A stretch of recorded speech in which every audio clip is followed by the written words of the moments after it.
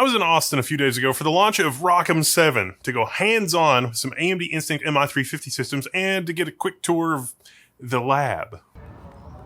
It's the lab. Let's go inside. Well, at least some of the lab that I could show you. There wasn't a ton of new information from what AMD had promised, but it was nice to see, feel, touch, and get shell access to technology at the forefront of AI and the stuff that's driving the whole world economy right now. I mean, how can you not be excited about that?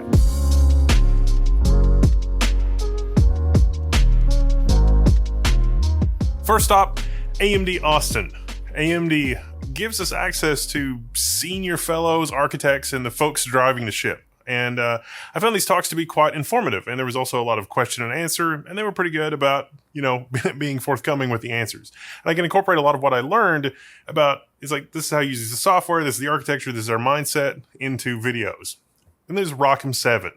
You have to understand that ROCm 7 is, first and foremost, for the enterprise. It's for companies. It's for folks that have shelled out for CDNA Instinct GPUs. It's not really for RDNA 3 or RDNA 4 or Strix Halo, at least not primarily. Now, AMD does have other teams that are showing up ROCm for these GPUs, and ROCm 7 is already working for RDNA in a lot of contexts, but that's not really what this video is about. But AMD did include RDNA in their presentation a little bit, which I found encouraging. AMD has invested heavily in collaborations to improve AMD support with things like PyTorch, Triton, VLLM, SGL, and a lot of the names you'd recognize there from if you work on AI. Now, they're doing nightly builds, focusing on the software ecosystem and making it easier to use open source. And it looks to me like they're building an earnest path toward true ROCm cross-device support for both CDNA and RDNA.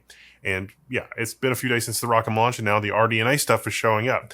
They've also talked about day zero support. What does that mean exactly? Well, model Qwen. Qwen just launched, and immediately on day zero, CDNA with ROCm AI GPUs and the AI stuff is right there. So Strix Halo and RDNA is not too far behind. Now remember our Supermicro 2114 server that we reviewed a few years ago? I still have it, and I still do all of our CDNA testing on it. It's MI210s. I can run these models over 3 times faster today than I could when I first got that system because of the improvements in ROCm and their software stack.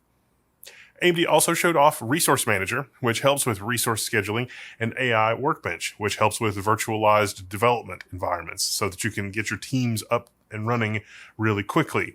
These are things that I think I would like to play with on my own systems to really understand them, because being able to just plug it into your Jupyter notebook or your IDE or even shell access if you use something like Aider. Our hands-on time with an MI350 system was interacting mainly via a Jupyter notebook, and this is a great approach for enabling teams to be productive quickly without forcing them to operate at the command line or having to learn a lot of tooling. You can basically drop them into a Jupyter notebook. The Jupyter notebook contains documentation and interactive code. It's a great way to get productive really quickly. I think maybe I should do a video on setting up that kind of an environment for your team. That might be interesting. If you think so, engage, comment below, hit me up in the forum. I like the idea of living documentation, always have, but I'm surprised at how mature these tools have become, even cross-platform. We also got a lab tour. Check these out. This apparatus hosts a single MI300 or 350 or 325, up to 1400 watts total board power just for one module. And remember, each rack server can have up to 8 of these in there. These are heat sinks for that, and they're available in 4U or 6U. But for the test apparatus, it's an even bigger heat sink with 2 giant fans, because remember, 1400 watts. As far as I know, 1400 watts cooling for the MI355 is only liquid cooled, except when it's in the test apparatus.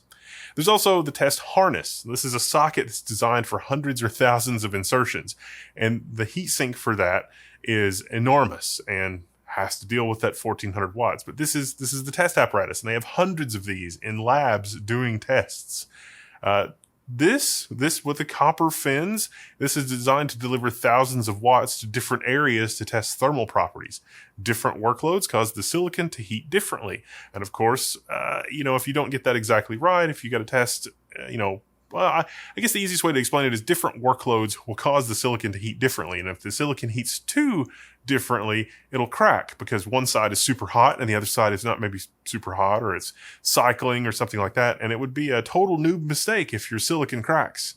The interface here, it's a reusable thermal interface material. It's not as good as paste, but it is good enough to validate and do the testing, and also makes it a lot more repeatable. So again, it's really interesting. It's pretty awesome to see and hear how the sausage was made and talk to the AMD lab folks. It really is a rare treat to be able to do that in this day and age, because everybody's paranoid. AMD loves letting you see the magic, and they're not afraid of showing you how they got to where they were or where they are and what they're working on, and the stuff that people find interesting. And AMD's historically been really good about answering questions directly. So I always love to see that at these kinds of events. For me, I'm pretty excited to get ROCm going on RDNA and APU platforms. But you'll have to wait for that for another day. Or maybe check out the guides on the forum for that we've already set up. Strix Halo in our ROG Flow Z13 and our HP G1A and our Framework Desktop and our GMK system. It's really exciting. I'm supposed to get some remote dev time on an MI355 system to boot. So let me know what workloads you want to see me test. You can comment below, hit me up in the forum. I don't know. It's probably going to be an 8 GPU MI355. I'm going to try to run a trillion parameter model on a single 8 GPU system because, I mean, this thing does have enough VRAM to do that if we're running Q4. I think I can do it. But for other models, other systems, other kinds of things that might be fun to see how it performs, hit me up at the forum, leave me a comment, something like that. I'm Wendell, this is Level 1. This has been, I don't know, it's a little bit travel vlog, a little bit, hey, ROCm 7 is out. Maybe worth giving it a try. And let me know what your experiences are. I think it'll be interesting. Wendell, this is Level 1. I'm signing out. You can find me in the Level 1 forums, or you should definitely hit me up.